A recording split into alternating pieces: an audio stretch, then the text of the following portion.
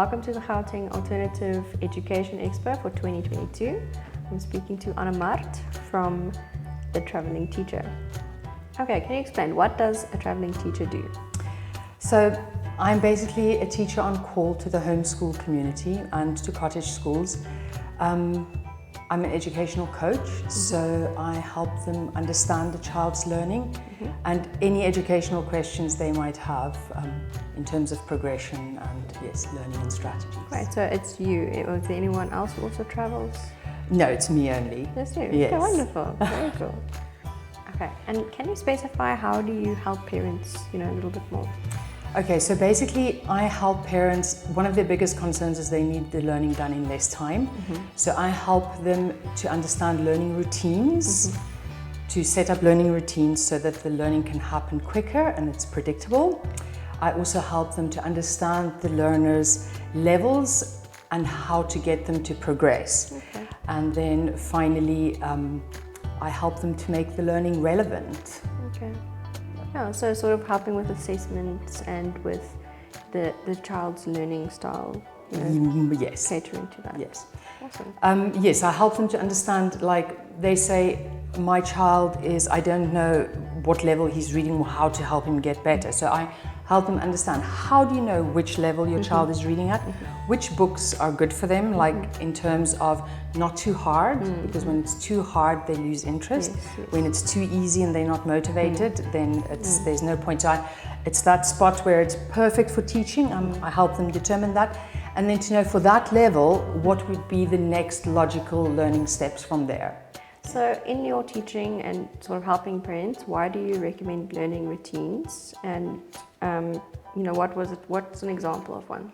Okay, so a learning routine, children, especially if they're a little bit antsy, they want to know what they need to do to get out of there. Yeah. Okay. And especially if you have boys, a learning routine is really good because it sets up the boundaries where they can bounce from. It can create independence.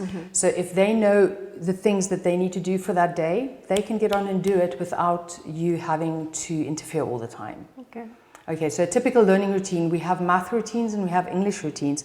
So a typical English routine would be, I start with a song. So if they hear that song, then they know it's time for English. Okay. So if you're around the house, I recommend just play the song and then they know, oh, there we go, I need to go and learn. After that, I'd let them do independent reading, independent journal writing. So all of these the steps in the routine, I would teach it explicitly beforehand. And then once they understand it, they can do it. So they can do their phonics songs, they can do their spelling activities, they can do their independent reading, writing, without me having to get in the way. So if I'm a parent at home with 2 or 3 children, then I know with this learning routine, this one can continue while I pay a little bit more attention to maybe a younger one or an older one.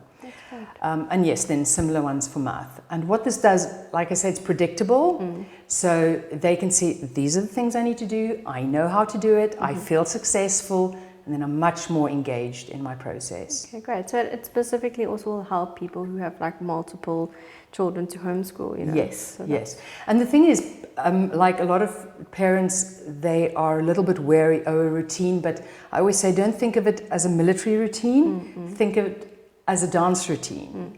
Something it's to help them flow within their learning. Yeah, that's a very good analogy. Thank you.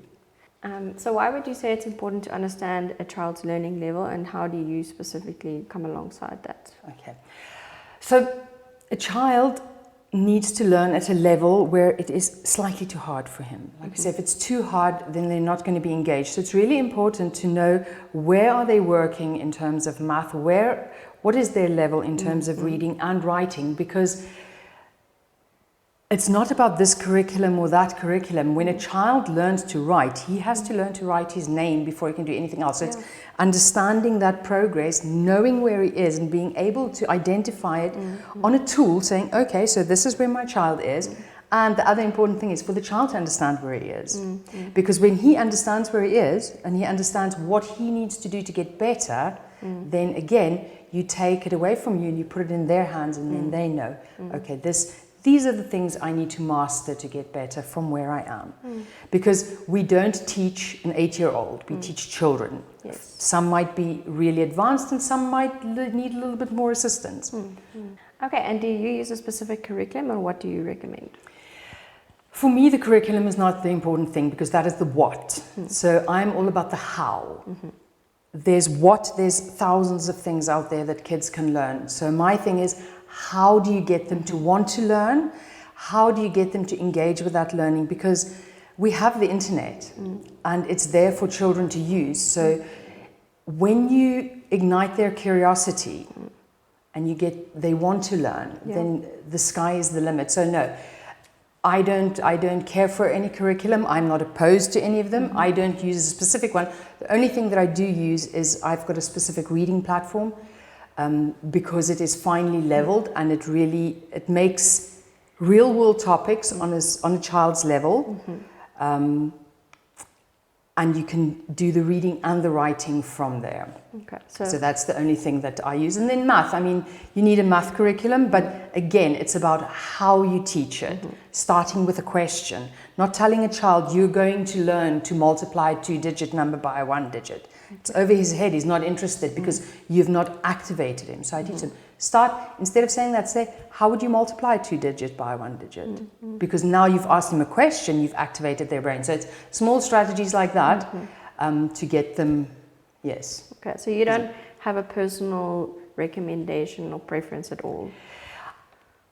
Personally, I don't like too strict curriculums. I like the world, because we're living in a world with a set of problems and there's so much going on. So I like to use that as the starting point and a child's curiosity, because it's no good I'm going to try and teach you about cars if you're interested in baking. So I'm going to use baking if that is your... So it's about finding out, and you as parents, they know their kids, so they know what the interest is. And when you bring a topic that they're interested in, you say to them, so what questions? You love honeybees. What questions do you have about honeybees? And then using that for them to do their research and learn more. To create or stimulate further learning. Yes. Oh. Okay. So can you just elaborate a little bit more about why you say learning must be relevant and how to achieve that? Okay, so like I said, the world that we live in today, we can look around us and we can see how things didn't always work. So instead of asking a child to learn facts and remember facts, most of that is not necessarily around them. So if you're living in an area with a high rate of pollution, that is irrelevant and it's a problem. So instead of teaching kids, what do you want to become when you grow up, rather ask them, which problem do you want to solve? So look at your community, look at where you live. Do you have, is there problems in the immediate environment? What is going on? And use that as the starting point, because when children feel that there's a problem around them and that they can take steps to solve the problem and that they have a voice and that they can make an impact and they can make a difference in the world. That is what you want. To learn to take responsibility. Yes, and to learn them to be, active citizens that contribute. I agree. Wonderful, thank you so much. So where can people contact you? They can find me on www.eliteed.com, or they can email me on anna@eliteed.com. Wonderful, thank you so much. Thank you, lovely chatting. Thank you.